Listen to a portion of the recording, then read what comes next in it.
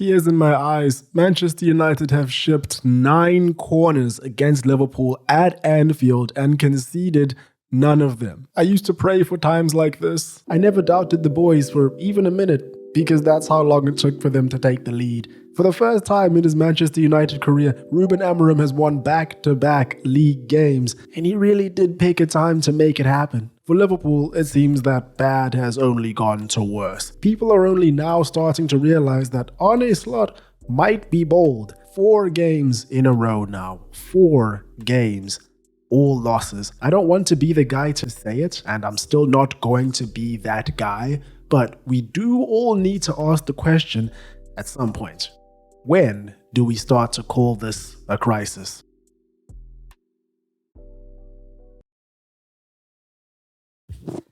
Hello everyone, hope you're doing well. Welcome back. Haven't been that many videos lately because I've recently moved houses, as you can see, or I guess hear. There's a bit of an echo in this room because there's relatively not that much in here.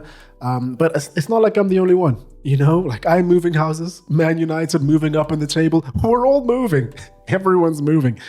Oh man, have I really missed football? I mean, Harry Kane, unrelated note, because I'm not even going to talk about him in this video. Harry Kane really made me realize how much I missed football after watching his performance against Dortmund yesterday in the Klassiker. My goodness, I definitely need to go see him play live at least once this season as a matter of priority. If you want reliable tickets for football games, you can check out StubHub with the link in the description. All tickets are guaranteed.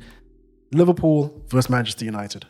What a game. From a United standpoint, this was a fantastic game. You know, I have a lot of thoughts, a lot of talking points, which we'll get into. From a Liverpool standpoint, I made a video last week or 2 weeks ago. Well, it's the most recent one before this video, where I pretty much just went into a lot of instances of how their defensive system, their structure in the middle, has just been failing them for so long throughout the entire year, even when they were still winning. Those issues were very plain to see against Man United. And if I'm Arsenal and Manchester City and I'm watching this game, I'm more or less realizing that Liverpool aren't really going to challenge that much this year if they keep this up. Maybe they can fix it, maybe they can't. Anyway, let's get right in. I don't recall the last time I heard so little from an Anfield crowd. It was like Liverpool were playing to crickets at times, and it was like that from the very first minute. Can you believe it? And we were off to an unbelievable start in this game. First things first, Bruno Fernandes hands it off to Amad Diallo, straight to Mbeumo, and it's a goal. In the first minute. At that particular moment in time, the light bouncing off Bryan Mbeumo's head was brighter than any future I could ever hope for. But like I said, those Liverpool problems, it's just so evident. It's typical Tinashe, who is just nowhere to be seen, nowhere in the same region as the attackers at all. Does not commit, does not do anything to try and stop the attack. But worse things worse.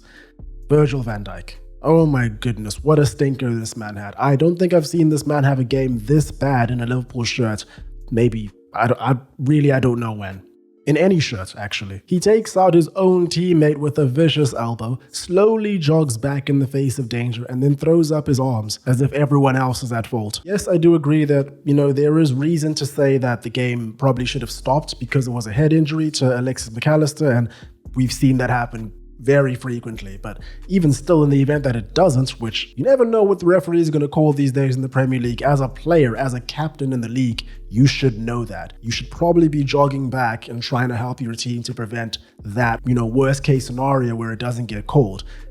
Which was the actual scenario. It's what actually happened, isn't it? And also, don't let that distract you from the fact that Virgil van Dijk was on some sort of mission in this game to take out all of his teammates. I don't, for some reason, he wouldn't stop until they were all in crutches or at the hospital or had head injuries. I don't know, man. Later, he almost causes an own goal by a deflection onto Kirkez's head. The man's face is red after it. He does not know where he is, and I can't lie to you. Knowing that your captain is out to destroy you like this, it probably doesn't feel too great. On top of all of that, Van Dijk's distribution was horrendous. He was gifting the ball back to United frequently. Something that I noticed that was actually quite funny to me from the beginning of the game was just, I guess, the narratives that some of the commentary teams probably went into the game with. So I was watching on Sky, and throughout the entirety of the match, the focus was just on how United were the poorer side in this game and really needed to dig deep to try and come away with a result, which is obviously true.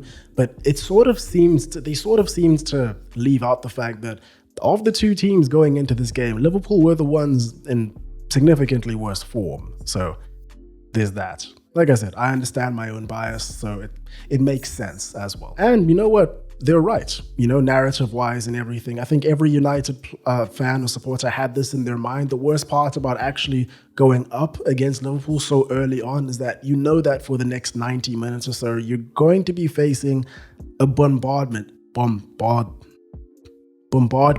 of attacks. But credit to Manchester United and Ruben Amorim, they were not sitting back and trying to hold on to what little lead they had. The emphasis was still to go forward, which was at their own peril, because we saw in the 20th minute how Cody Gakpo almost scored a brilliant equalizer from one of those attacks that Liverpool can just conjure up out of nothing. The only thing that denied him was the outright post. I do think that Amad Diallo maybe should have done a better job at handling the ball that did eventually come across to Cody Gakpo, but it's one of those things. And he gets a pass because Amad Diallo was genuinely fantastic in this game from both an offensive and a defensive perspective. He was playing as the right wing back, starting as the right wing back here, and he was brilliant. Of course, he got the assist for the first goal. He was making a crazy amount of interceptions. One of the interceptions he made, he left a high boot, which is why he got a yellow card and probably also why he got taken off. But one of United's better players of the game for sure. And what United did so well in this game, which is really brilliant to see, was how they actually attacked those channels going forward,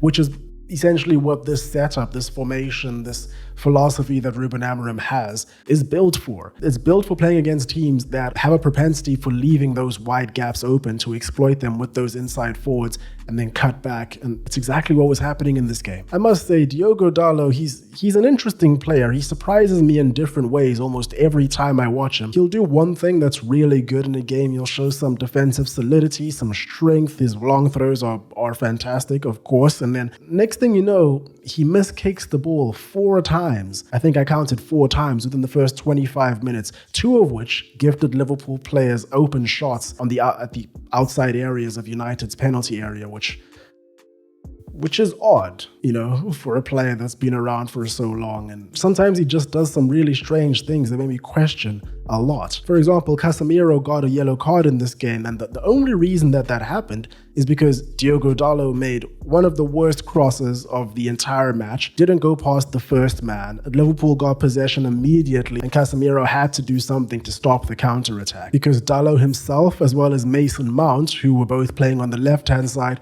were out of position, and it would have led to a real problem. Liverpool were not looking sharp in that first half at all. It did pick up in the second half, but not for Mohamed Salah. And listen, I'm not going to lie to you guys. His hair transplant, it wasn't looking too good. There were some patches here and there, and I know what you're about to say.